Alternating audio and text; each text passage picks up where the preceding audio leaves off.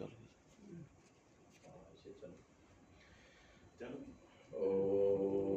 पार्थाय प्रतिबोधितां भगवता नारायणेन स्वयं व्यासेन ग्रथितां पुराणमुनिना मध्ये महाभारतम् अद्वैतामृतवर्षिणीं भगवतीम् अष्टादशाध्यायिनीम् अम्ब त्वामनुसन्दधामि भगवद्गीते भवद्वेषिणीम् नमोऽस्तु ते व्यासविशालबुद्धे फुल्लारविन्दायतपत्रनेत्र येन त्वया भारततैलपूर्ण प्रज्वालितो ज्ञानमयप्रदीपः प्रपन्नपारिजाताय स्तोत्रवेत्रैकपाणये ज्ञानमुद्राय कृष्णाय गीतामृतदुहे नमः। सर्वोपनिषदो गावो दोग्धा गोपालनन्दनः पार्थो वत्स सुधीर्भोक्ता दुग्धं गीतामृतं महत्। वसुदेवसुतं देवं कंसचाणूरमर्दनं देवकी परमानन्दं कृष्णं वन्दे जगद्गुरुं कृष्णं वन्दे जगद्गुरुं। भीष्मा द्रोण तथा धृतजला गान्धारनीलोत्पला शल्याग्राहवती कृपेण वहनी कर्णेन बेलाकुला अश्वत्थामपि कर्णघोरमकरा दुर्योधनावर्तिनी सोत्तीर्णा खलु पाण्डवैरणनदी कैवर्तकः केशवः पाराशर्यवचः सरोजममलं गीतार्थगन्धोत्कटं नानाख्यानककेसरं हरिकथा सम्बोधनाबोधितं लोके सज्जन षट्पदैर्हरः पेपीयमानं मुदा भूयात् भारत पंकजं कलिमल प्रध्वंसिनः श्रेयसे मूकं करोति वाचालं पंगुं लङ्घयते गिरिं यत्कृपातमहं वन्दे परमानन्दमाधवम्।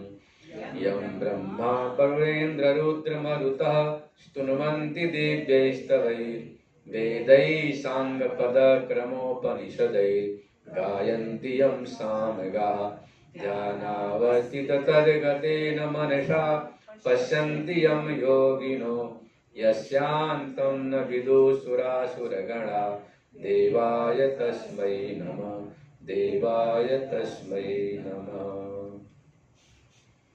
आइए श्रीमद् भगवद गीता चिंतन माला के अंतर्गत 13वें अध्याय का 12वां श्लोक चल रहा है।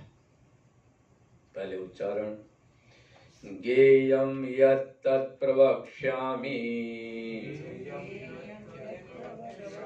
यज् ज्ञात्वामृतमश्नुते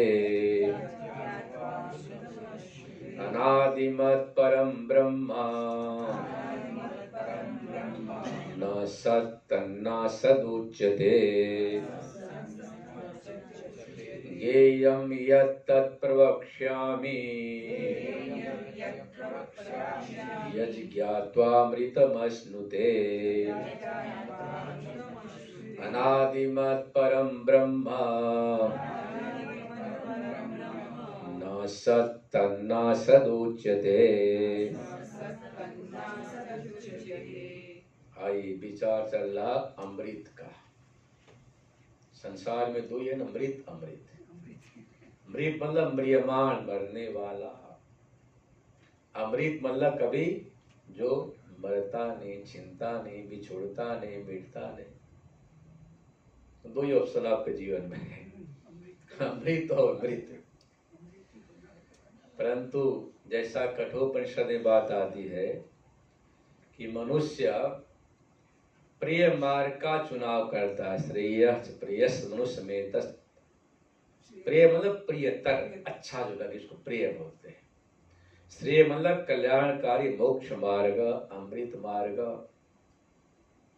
ये जो प्रिय मार्ग है देखने में, सुनने में, समझने में अच्छा प्रिय लगता है, और परिणाम दुखद है, मृत है। तो आज आपका दीपावली भी है ना, याद आ गया दीपावली। दीपावली मतलब क्या जानते हैं ना आप लोग? दीपावली, दीपानाम आवली, दीपावली पंक्ति, आवली बोलती है हिंदी पंक्ति को, मतलब दीप के पंक्तियों से स्वागत। जो किंवदंती है कि भगवान राम रावण का उद्धार, रावण का भगवान राम ने वध नहीं किया, वध में, हत्या में, उद्धार में अंतर है। उद्धार उसे कहते हैं उत्मन ऊर्ध्व, धारण करना।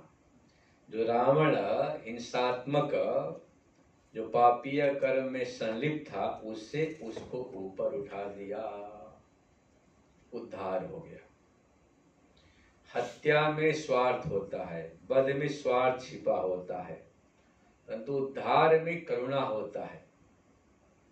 जैसे माँ देखती है कि बच्चा शरारत कर रहा, चंचलता कर रहा, बरसात का दिन है, किसी छेद में हाथ डाल रहा, उसमें सांप खा लेगा, बिच्छू डंक मार देगी, तो मौसी तो कुछ नहीं बोलती, मौसी मामी तो कोई बात नहीं, चाची नहीं बोली, तो माँ को हाँ भय लगता, कहीं सांप डंक खा न ले, बिच्छू डंक न मार दे। माँ तड़ाक से मार चिढ़ाती, बहुत भयंकर मारती, गाल लाल हो जाते हैं, लगता रोने, क्योंकि उस तमाचे में माँ की ममता छिपी है। उसे पता है कि सांप खा लेगा, बिच्छू डंक मार देगी, इसलिए उसके बचाव के लिए माँ ने तमाचा मारा।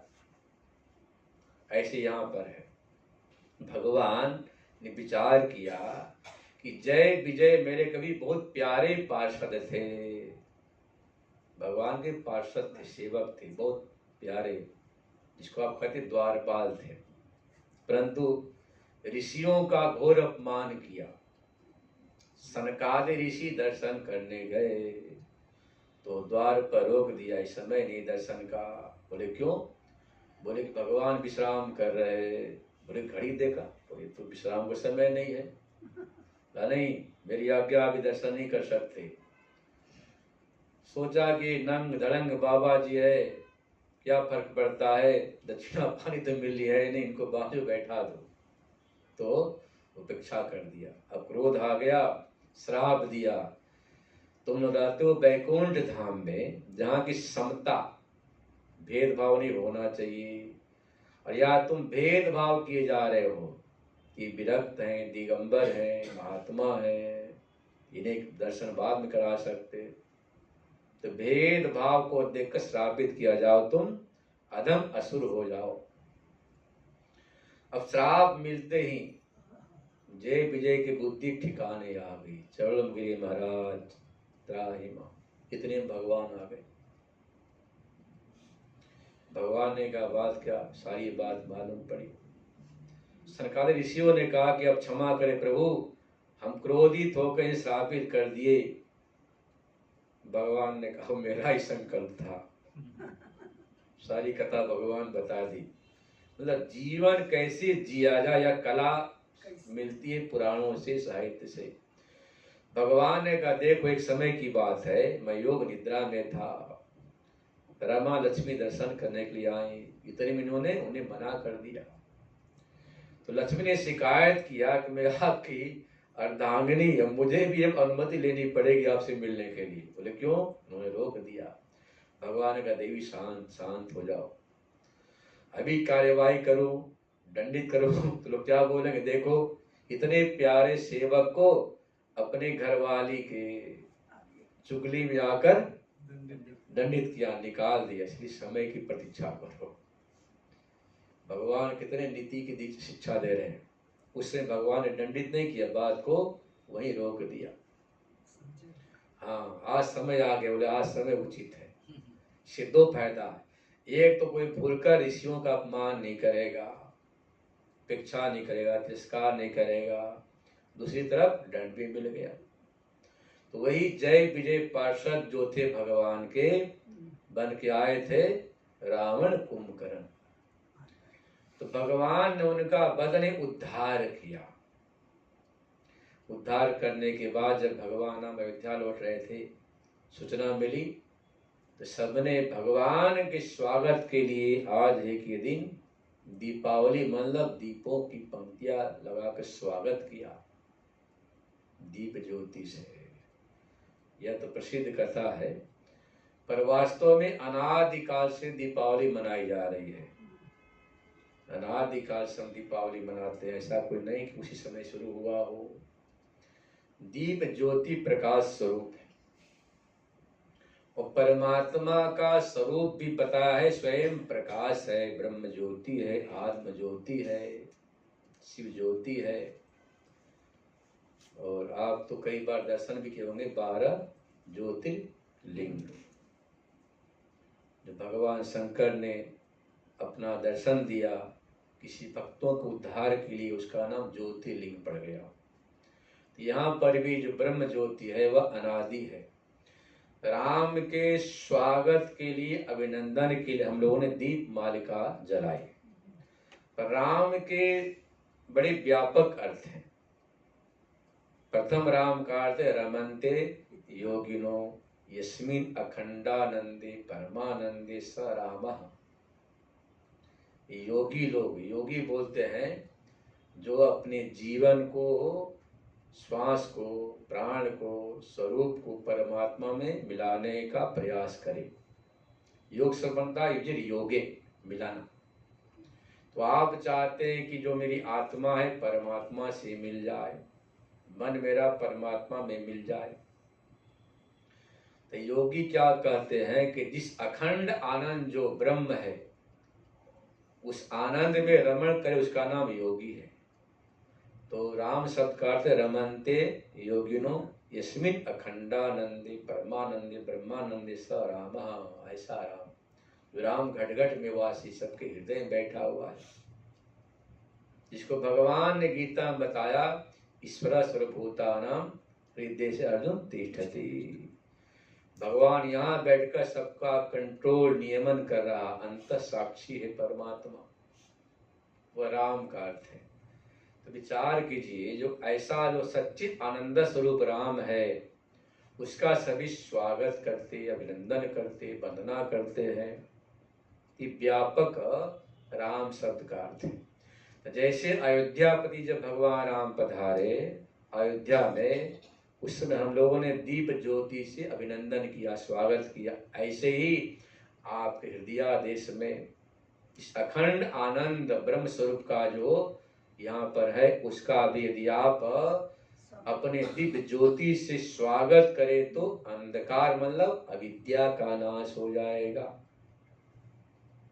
अविद्या का नाम तमस है, अंधकार है, और जब तक अविद्या है तब तक जीवात्मा भटकता रहता है।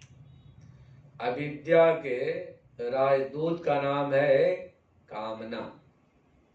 जैसे भारत का राजदूत होता है ना अनेक देशों में, वही संबंध स्थापित करते, समाचार देते हैं, वैसे यहाँ पर भी अविद्या का राजदूत कामना है, हृदय में बैठी।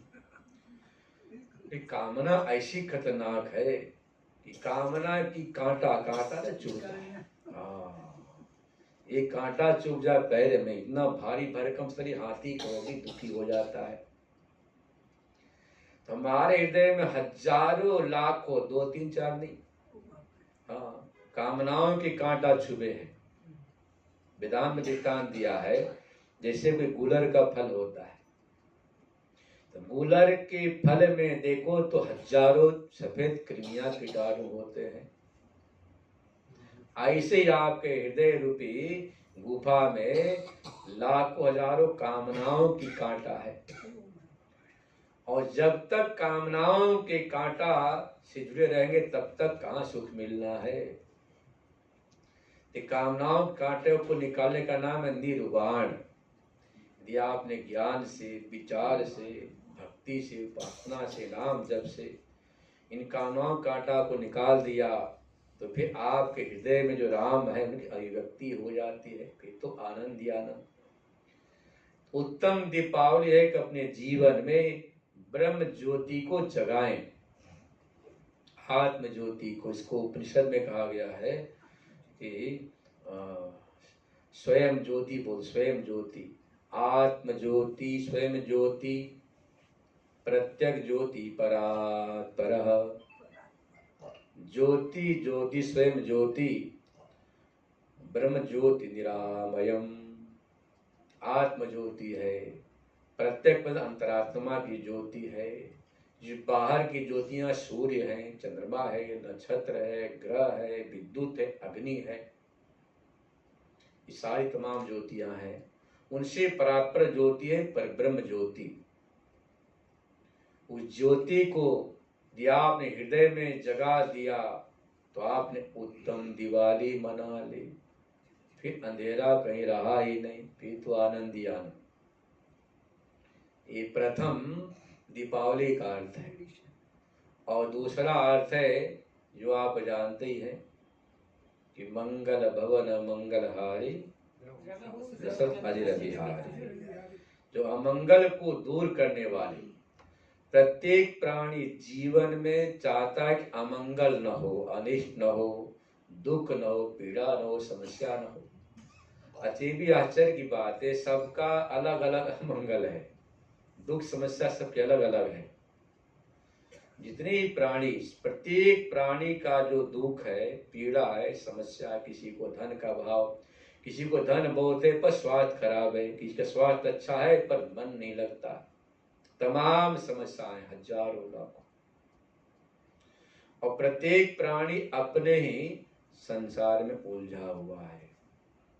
रात को सोने के पहले आप अपने प्लानों की पुलिंदा बना लेते हैं, कल ऐसा करना, परसों ऐसा करना, उससे बात करना है, उससे लेन देन करना होता है ना, लिखते हैं तो आप बढ़िया है। हम तो सोचते लिखना पर भूल जाते, लिखते नहीं। नियम एक लिख लेना चाहिए, उससे भूलता नहीं है, क्योंकि जब तक वो दिमाग में रहेगा तब तक नींद नहीं आती है। तो लिखना अच्छा आदत है, उससे भजन ध्यान विक्षेप नहीं होता। आपने लिख लिया अमुक काम कल करना है, इसी का नाम है प्लान की पुलिंदा। प्लान बना लिया आपने, को बना लिया। इससे छुटकारा पाने को उपाय है कि मंगल के भवन अमंगल को दूर करने वाले, दशरथ बोलते उपनिषद की भाषा में शरीर को। उपनिषद में कहा गया है, देखो घोड़ा होते ना 10 रथ, रथ मतलब शरीर, और हमारे 10 इंद्रियां एक घोड़े के समान है।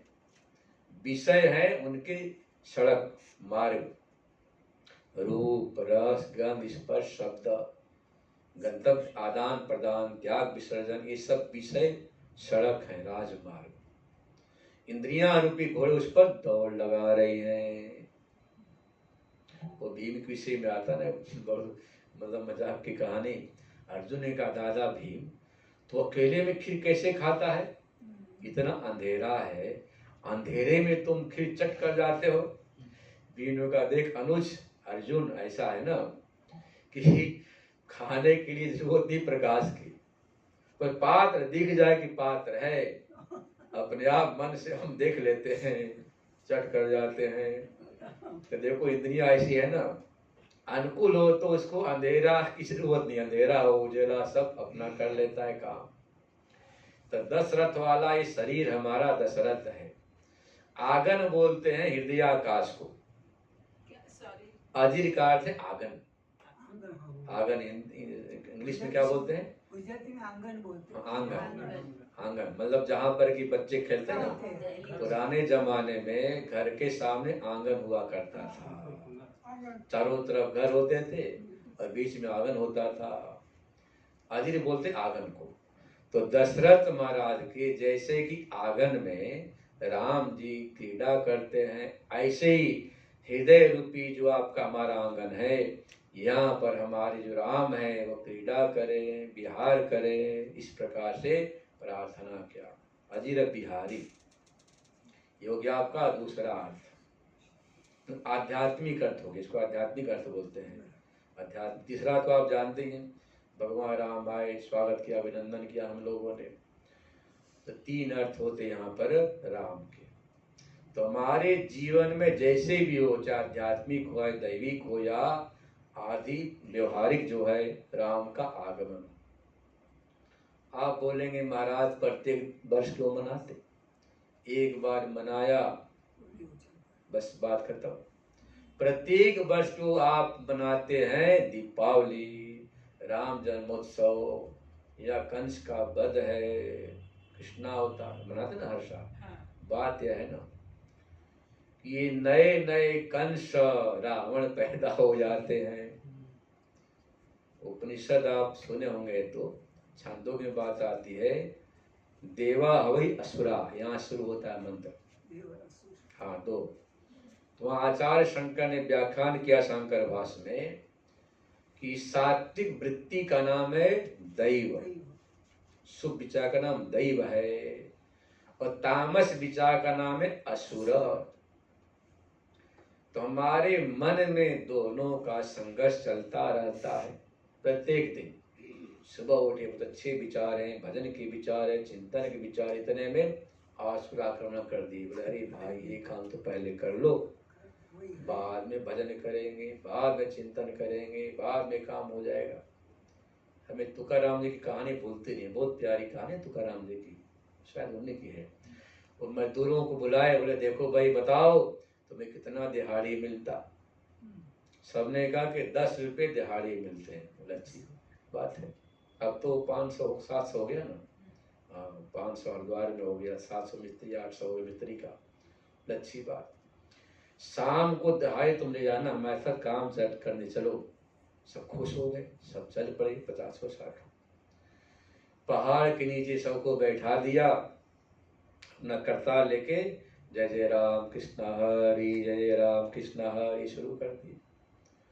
घंटा 2 घंटा के बाद सारे वहां से पक गए। हाँ बोले कोई नहीं। बोले क्या बात है भाई? शाम को आए, बोले भाई अपना अपना दिहाड़ी ले लो। बोले महाराज हम आपको दे रहे हैं, हमारे बस की बात नहीं, जय राम कृष्ण हरि हो। बोले क्यों?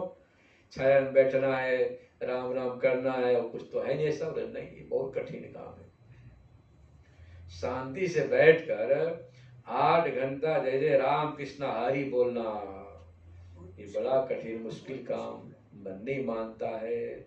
और काम तो 8 घंटा हो जाएगा, पर भगवान की भक्ति नाम जब संभव नहीं है तो वास्तव में बहुत ही कठिन काम है। तो यहाँ पर भी जो हमारे जीवन में जितने भी पीड़ा समस्या है, इनको भगाना है। सबसे उत्तम है जीवन में हृदय में राम का निवास हो जाए। हृदय रूपी सिंहासन पर यदि काम का साम्राज्य होगा तो कामनाएं परेशान करेंगी, और राम का निवास होगा तो आनंद ही आनंद। तो प्रत्येक वर्ष मनाना पड़ता है, क्योंकि अनेक कामनाएं वासनाएं आपको परेशान करती हैं, इसलिए मनाना पड़ता है। हाँ प्रत्येक दिन मनाना चाहिए, प्रत्येक क्षण प्रत्येक दिन मनाना चाहिए।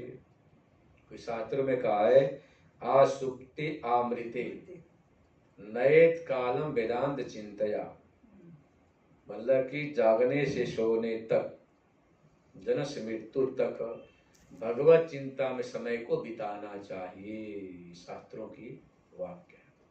अच्छा बोलो हम नहीं करेंगे तो उससे नुकसान क्या होगा? बड़ा भाई नुकसान है। यदि आप भगवान का भक्ति नहीं करेंगे, चिंतन नहीं करेंगे, वेदांत विचार नहीं करेंगे, तो मन दुनियादारी का चिंतन किए बिना रह नहीं सकता। स्वभाव मन का है। यहाँ तो सोए सोए आपको जो कुटुर पुटुर चिंतन चलता रहता है, ये मन का स्वभाव है। बच्चों का तो कम होता है, पर ज्यादा होता है बुढ़ापे में। बुढ़ापे में क्या होता है, इंद्रियां हमारी शिथिल हो जाती हैं और मन बहुत मजबूत हो जाता है। तो बुढ़ापा में ज्यादा मन चलता है, दौड़ता है। मैंने बड़े बुजुर्गों से पूछा, बोले महाराज पैसे चल नहीं सकते हैं, पर मन क्या कहता है बद्री विशाल ले चलो, केदारनाथ ले चलो। पैसे चल नहीं सकते, मतलब कि डंडा लेके चल रहे, पर मन कहते एक बार और दर्शन कर ले, 4 बार हो गए 5वां भर कर ले। ऐसा होता है ना। बड़े बड़े बुजुर्ग महात्माओं से पूछे, वही बताते महाराज क्या करें, मन नहीं मानता है। बुढ़ापे का एक दोष है, इंद्रियों के शिथिल होने के बाद मन में चांचल्य बढ़ जाता है।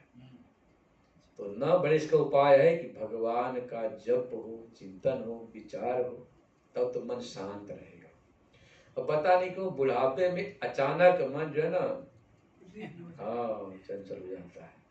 ये अवस्था का दोष है, अवस्था दोष बोलते हैं इसको। अवस्था दोष को हटाने का उपाय है या भगवान के नाम का ऐसा औषध पान करे, अभ्यास कर लें बार बार नाम जप का। उससे थक देख गए तो वेदांत पढ़ लिया, उससे थक गए तो ध्यान कर लिया, उससे थक गए तो उपासना कर लिया। ये व्यवस्था है। मान लीजिए आप हर दिन एक ही भोजन करते, मन थक जाता है ना, सभी का, हम लोगों का भी। तो सब्जी चेंज करते, भाई रोज रोज ये बेकार है आलू, कभी आलू को करेली बना लो, भिंडी, कभी परवल, बदलते हैं ना। हाँ, नहीं एक ही खाओ तो मन कंटाल जाता है। ऐसे यहाँ पर भी शास्त्र कहता है, आपने नाम जप किया, थक गए तो थोड़ा स्वाध्याय कर लो, घंटा 2 घंटा। इससे थक गए तो ध्यान कर लीजिए, उससे थक गए तो भक्ति कर लो, अर्चन देवार्चन कर लो, देवार्चन। उससे क्या होता है, आपका जो मन उसमें लगा रहता, मन को मौका मिलता है। किसी को सुधारना हो तो आप उसको इतना बिजी कर दो ना, समय नहीं मिलेगा। जैसे आज की नए बच्चे क्या बोलते हैं, नई जनरेशन की, महाराज समय नहीं मिलता है। उन्होंने अपने समय को इतना व्यस्त कर लिया संसार के कारोबार में। उनको फोन करो तो बोले समय नहीं मिलता है। और समय जो व्यस्त है ना, वो ब्रह्म के लिए नहीं है, मात्र इसके लिए मालूम है, आज दीपावली है, लक्ष्मी महारानी को बुलाने के लिए। आज रात को बुलाना लक्ष्मी महारानी को। दीपावली तो वैसे आज भी है, कल भी है ना। हाँ, ये बता दूं आपको इसका सिद्धांत क्या है। 2 पक्ष है, चाहे दीपावली एकादशी कुछ भी हो। एक उदया है, दूसरा काल व्यापिनी। उदया बोलते हैं कि जो सूर्य उदय होता है उस काल में 5 मिनट भी कोई तिथि होगी तो पूरा दिन मानते हैं। एक सिद्धांत यह है, उदया तिथि। उदया मानते हैं वैष्णव लोग, और काल व्यापन हम लोग मानते हैं। हम लोग मतलब सभी लोग, सन्यासी नहीं, सभी। काल व्यापनी बोलते हैं समय कौन चल रहा, तिथि कैसे मान लीजिए। अभी आज के दिन 3:45 से आज तिथि लग गई अमावस, रात को पूरा अमावस रहेगा। अब कल 21 अक्टूबर को शाम को 5:55 तक, मतलब 6 में 5 मिनट कम है, 6 मान लो मोटा मोटी बोलने के लिए, 6 बजे तक रहेगी अमावस। तो इस काल में अमावस है। और नियम शास्त्र का है, दीपावली त्योहार मनाओ कब, निशित व्यापिनी अमावस्या होनी चाहिए। निशित बोलते हैं मध्य रात्रि को, तो निशित व्यापिनी दीपावली मनाते हैं। निशित मतलब मध्य रात्रि, तो मध्य रात्रि निशित व्यापिनी अमावस्या होना जरूरी है। तो कल रात को 12 बजे अमावस्या है ही नहीं, आज रात को 12 बजे है। आज निशित व्यापिनी अमावस्या है, क्योंकि समय आपको 3:45 से शुरू हो गई अमावस्या, और रात को 12 बजे अमावस्या आज है, निश्चित व्यापनी अमावस्या है। और कल क्या है, कल मात्र शाम तक 6 बजे तक अमावस्या है। इसलिए बहुत लोग आज दीपावली मनाएंगे। कौन, जो काल व्यापनी मानते हैं, इनको स्मार्त बोलते हैं। स्मार्त लोग हम लोग जो काल व्यापनी मानते हैं आज मनाएंगे, क्योंकि रात में अमावस्या है। अब कल वाले तो उदया तो है, उदय में अमावस्या कल है, आज नहीं उदया में थी। तो कल उदय तिथि में अमावस्या है, पर रात को नहीं है। इसीलिए कुछ लोग जो है ना कल मनाएंगे उदया तिथि को मानने वाले। दोनों पक्ष है, चाहे एकादशी हो चाहे कोई त्योहार हो, 2 पक्ष चलता है। हाँ, परंतु जन्माष्टमी, रामनवमी, दीपावली में काल व्यापनी मानना चाहिए। तो जन्माष्टमी भी रात को 12 बजे अष्टमी होनी चाहिए। रामावतार में नौमी तिथि थी दिन के 12 बजे। दीपावली में रात को अमावस्या होना आवश्यक है। तो काल व्यापनी के अनुसार 3 त्योहार तो मना सकते हैं, पर उदय व्यापनी से वो तिथि नहीं मिलती है, इतना फर्क पड़ता है। और हमारे विचार से जब भी मनाओ सब बराबर, सारे दिन भगवान के, दिन काल क्षण सब भगवान के। प्रत्येक क्षण क्षण में भगवत व्याप्ति है, प्रत्येक क्षण क्षण में, जन जन में। और कोई दिन ही जो भगवान ना हो, तो आप चाहे कल मनाओ आज मनाओ, सब उचित ही है। तो कल मनाएंगे उदय वाले, उदय तिथि वाले, और आज मना रहे काल व्यापिनी वाले। जो आपको अच्छा लगे आज भी मनाओ, मैं कहता हूँ कल भी मनाओ, दोनों में बढ़िया है ना। अधिकम न तद हानिकरम। आपको खाना है 5 रोटी, मिल गया 10 तो अच्छी बात है, कम नहीं होना चाहिए ना। आज भी मना लो कल ही मना लो, उसमें कोई वो क्षति नहीं है। आइए थोड़ा विचार करें। तो भगवान ने कहा कि ज्ञेयम ज्ञातुम योग्यम। अच्छा, जानने कितने यंत्र आपके पास है? 6 हैं। आंख, नाक, कान, त्वक, जीभ और मन।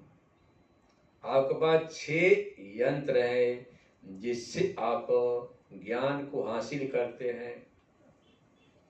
तो भगवान कहते जो जानने योग्य है ऐसी चीज को बताऊंगा, जिसको जानने के बाद तो मौत के परिधि से बाहर हो जाओगे, मौत से छुटकारा मिल जाएगा। ऐसा वह तत्व है। वो क्या है? अनादिमत परम ब्रह्म, अनादि है। जो पर ब्रह्म है कैसा है? वो सत भी नहीं है असत भी नहीं है। सत बोलते हैं त्रैकाल अबाध्यत्वम सत्यम, जिसका तीनों काल में बाध न हो उसका नाम है सत्य। तीनों काल को जानते हैं ना, जागृत, स्वप्न, सुषुप्ति, कभी उसका बाध नहीं होता, मतलब नाश नहीं होता, परिवर्तन नहीं होता है। असत बोलते हैं जिसका परिवर्तन हो। घटा लीजिए, इस शरीर का सपना में बाध हो गया, स्वाप्निक शरीर का सुषुप्ति में बाध हो गया, रात को आप सो गए, सोने के बाद आपने सपना देखा मैं बहुत भूखी हूँ, भूखा हूँ, और यहाँ तो बदहजमी, तो पेट भरा, वहाँ के सपना देख रहे भूखा हूँ। आप भटक रहे हैं, और महाराज जनक के जीवनी में आती है ना, इस सपना देखे। और सपना में क्या देखे जनक महाराज कि शत्रु पक्ष ने चढ़ाई कर दिया, मैं हार गया, उसने दंडित किया, कोई ने भोजन नहीं कराएगा, पानी नहीं पिलाएगा, अब मैं दर दर भटक रहा हूँ। जो प्रजा मेरी पूजा करती वो करती, भागो जाओ नहीं तो ये राजा दंडित करेगा। अब मैं भूख से व्याकुल हो गया। जो देखते कहते रे वो जनक है, दरवाजा बंद कर लो, सूचना मिलेगी तो शत्रु पक्ष राजा दंडित करेगा। अंत में धर्मशाला के पास गए तो वहां क्या देखते हैं, एक सांड खड़ा है और कहे भाई बहुत भूखा हूं 2 दिन से, थोड़ा अन्न मिल जाए। व्यवस्थापक को दया आ गई, बोला भाई कुछ दे दो इसे। बोले कुछ भी नहीं है। तो कहते बर्तन का ना खुरचन, जो खिचड़ी का खुरचन था, खुरच कर बर्तन को पानी मिला के दोना में दिया, बड़े खुश हो गए, चलो कुछ तो मिला। जैसे दोना को उठाकर खाना शुरू किया, हाँ तो सांड आया, हाँ वही खा गया छीन कर। अब धड़ाम से नीचे गिर पड़े, इतने में नींद खुल गई, आँख खुल गई, मैं यहाँ सो रहा हूँ और सपना क्या देख रहा हूँ? हाँ, सांड ने गिरा दिया, भूखा प्यासा, कोई भोजन नहीं दे रहा है।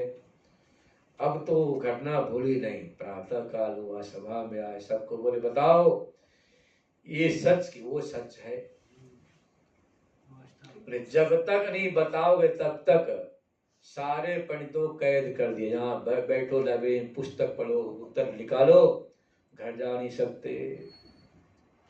अब आए कहोल के पुत्र अष्टावक्र जी, ढूंढते ढूंढते पापा कहाँ, पिताजी कहाँ।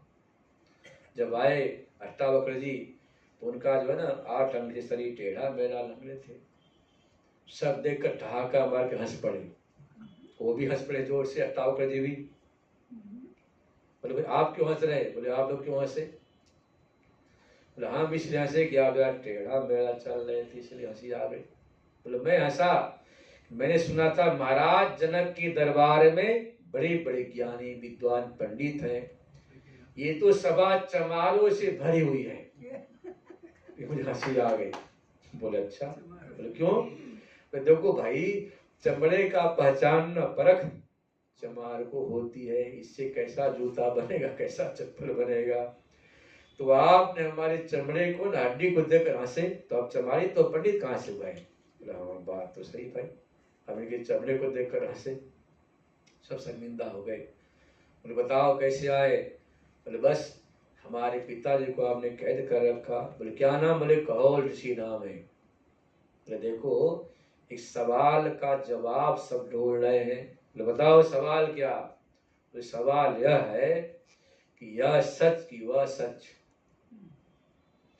जागृत का जो नगर है, महल है, व्यवस्था है, यह सत्य है या सपना जो हमने देखा कि सपने में मैं भूखा भटक रहा हूँ, थोड़ी खिचड़ी मिल गई, सांड ने मार के गिरा दिया, तो सपना का जगत सच है कि जागृत वाला?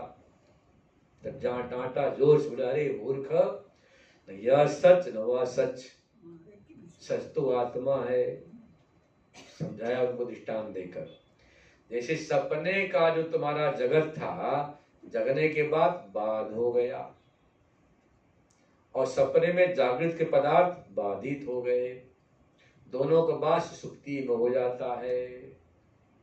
ऐसे ही यह जो संसार है वह समझो परिवर्तनशील है, पर आत्मा का बाध नहीं हुआ। जो आत्मा सपने में थी वही इस समय है जागृत काल में, वही आत्मा सुसुप्ति में थी। तभी तो आप कहते ना कि सुख पूर्वक सोया मैं, कुछ भी मैं नहीं जाना, बड़ा आनंद आया। तो सुसुप्ति की स्मृति होती है जगने के बाद। सुखम अपश्वासम नाहम किंचित अवेदिशम, मैं सुख पूर्वक सोया, कुछ भी नहीं जाना। तो देखो ससुप्त जो सुख का स्मृति है, स्मरण करने वाला आत्मा वही है। आत्मा दो होती तो स्मृति हो नहीं पाती। आप कहते हैं ना कि बचपना में खूब खेलता था, अब तो डंडा लेकर चलना पड़ता। तो मैं तो वही हुआ ना, जो मैं बचपना में था वही बुढ़ापा में। सब कहते क्या करेगी, अब तो बुढ़ापा आ गई, डंडे के सहारे चलना पड़ता है। लोग क्या सोचते, जवान लोग क्या सोचते कि हम बूढ़ा नहीं होंगे। मैं भी सोता था, अब नहीं सोता। मैं सोता था से 5 साल पहले, कोरोना के पहले कहता भी था हम बूढ़ा नहीं होंगे, और कोरोना के बाद लगता है कि हम भी बूढ़ा हो जाएंगे, हो रहे हैं। 50 के बाद लगता ना सबको बुढ़ापा आ रही है। 24 साल तो प्रेम पूरी हो गया, 2002 से मुंबई आ रहा हूँ, 3 से यहाँ लगातार आ रहा हूँ। तो शरीर का धर्म है बचपना, जवानी, बुढ़ापा, और आत्मा अजर अमर है। क्या चीज? अजर अमर, हाँ वानप्रस्थ। तो शरीर देखो परिवर्तनशील है। जो आपका मैं है ना, मैं ही सत्य है। मैं का देश से, काल से, अवस्था से, व्यवस्था से बाध नहीं होता।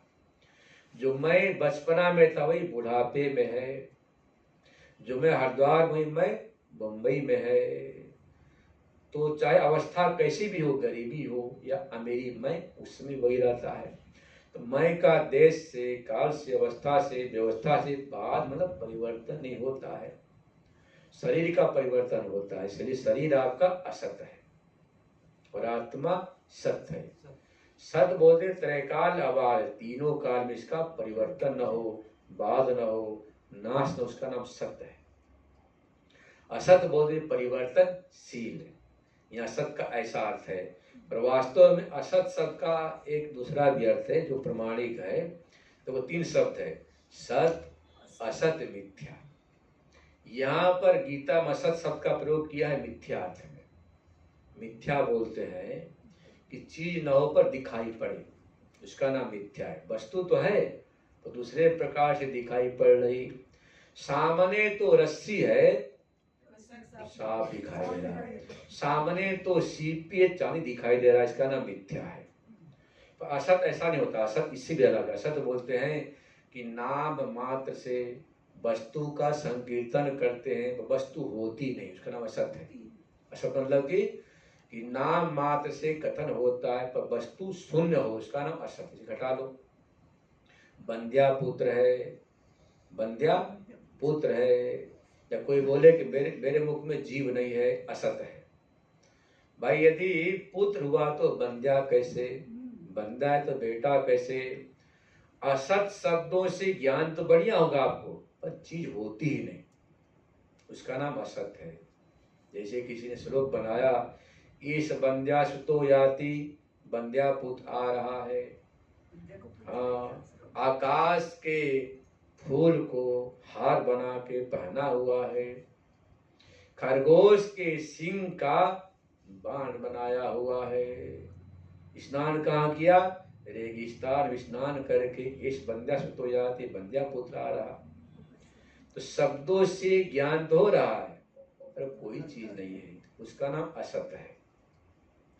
तो असत शब्द की परिभाषा है कि इसकी वस्तु बिल्कुल न हो, शाब्दिक ज्ञान हो। आजकल ऐसा ही होता है, जो मोबाइल है ना, मोबाइल की दुनिया, इंटरनेट की दुनिया, चैनल की दुनिया, इस दुनिया में चीज बिल्कुल होती नहीं है, परंतु शब्दों से ऐसा बड़ा भारी बनाते हैं, घटा टोप पटा टोप मठा टोप टाप, कहते हाँ बहुत बड़ी अच्छी चीज है, अंत में कुछ भी हासिल नहीं होता है।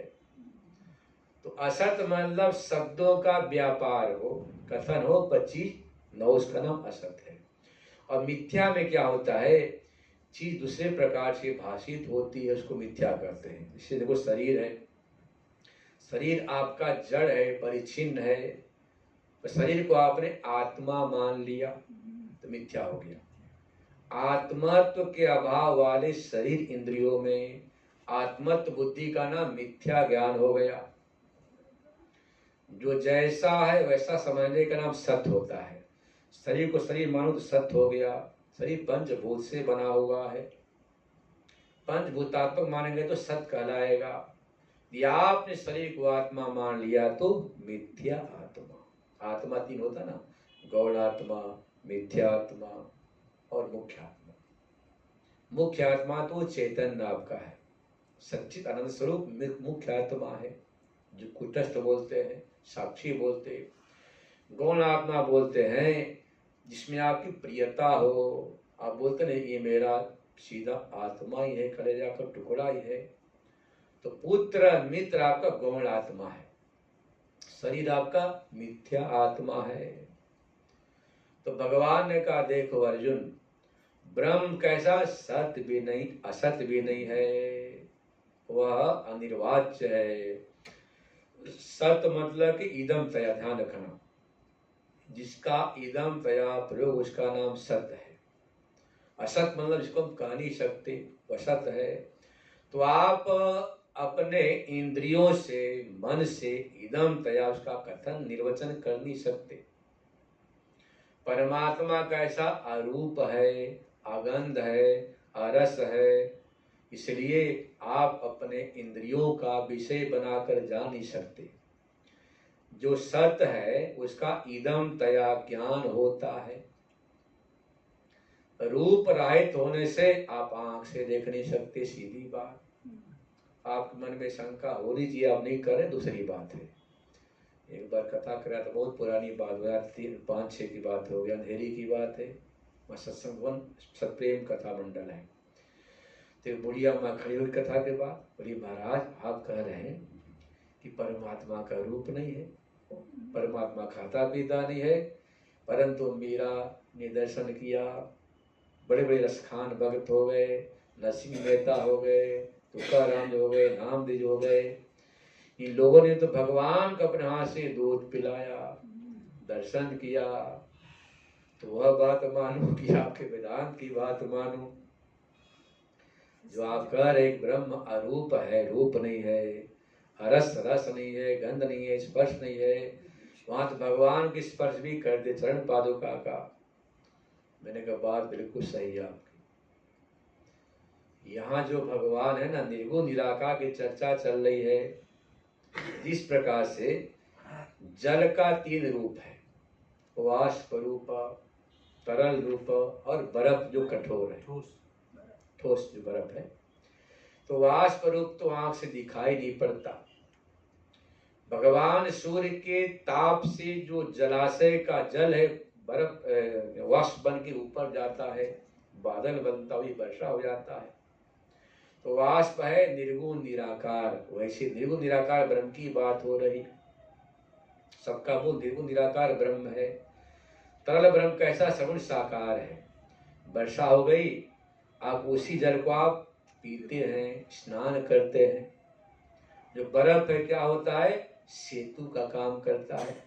इस पार से उस पार आप बर्फ पर चल के चले जाते हैं। तो परमात्मा का तीन स्वरूप है, निर्गुण निराकार, सगुण निराकार ईश्वर है, सगुण साकार राम कृष्ण आदि है। तब भैया बोले हाँ बात समझ में आ गई। तो सगुण साकार ब्रह्म का तो आप रूप का दर्शन कर सकते हैं, स्पर्श भी कर सकते हैं, आवाज भी सुन सकते हैं कान से, भगवान नैवेद्य ग्रहण कर लेते हैं। तो परमात्मा सगुण साकार धारण करता है आपके ऊपर अनुग्रह करके। उपनिषद का मंत्र है, जो चिन्मय अद्वितीय परमात्मा है वही परमात्मा भक्ता नाम कल्याणार्थम रूप विग्रह कल्पना। चिन्मय है, अद्वितीय है, निराकार, फिर भी आपकी प्रार्थना से, निवेदन से कल्याण के लिए अनेक रूप की कल्पना कर लेता है। राम अवतार, कृष्ण अवतार, हनुमत अवतार, शिवा अवतार लेता है। जैसे भी वो आपका कल्याण होना चाहिए। परमात्मा अचिंत शक्ति वाला है, उसकी शक्ति कल्पना कोई मन वाणी से भी कर नहीं सकता है। सबको अनुभव जीवन में होता है। मात्र हमारे जीवन में श्रद्धा विश्वास होना चाहिए। श्रद्धा विश्वास है तो आप परमात्मा को कैसे प्रकट कर सकते हैं? परमात्मा तैयार बैठा है, बस हमारे अंदर श्रद्धा जागृत हो, विश्वास पैदा हो। विश्वासम फलदायकम। एक बार की बात है, करीब 1991 की बात होगी, 1991 91। हम लोग पूरे बस में गए थे द्वारिका ना, द्वारिकाधीश दर्शन करने, कैलाश आश्रम ऋषिकेश की तरफ से। मुरारी बाबू की कथा थी उस प्रसंग में। तो मेरे मन में बड़ा भाव था उस समय भगवान श्री कृष्ण का। पूरी बस में चिंतन किया था, भगवान चतुर्भुजधारी होंगे, विराट रूप होगा, ऐसा मन में बार बार चल रहा। एक ही बात मस्ती में घूम रही थी। उम्र भी छोटी, 18 वर्ष की थी। पहुंचा बिल्कुल मंदिर के इतना पास में, तो महात्मा लोग थे 50-60, तो गर्भगृह में पहुंच गए, बाहर एकदम अंदर। वहां में हमको दिखाई पड़े भगवान का विराट स्वरूप। मेरे मन में था ना, हृदय में चिंतन, वही दिखाई पड़ा।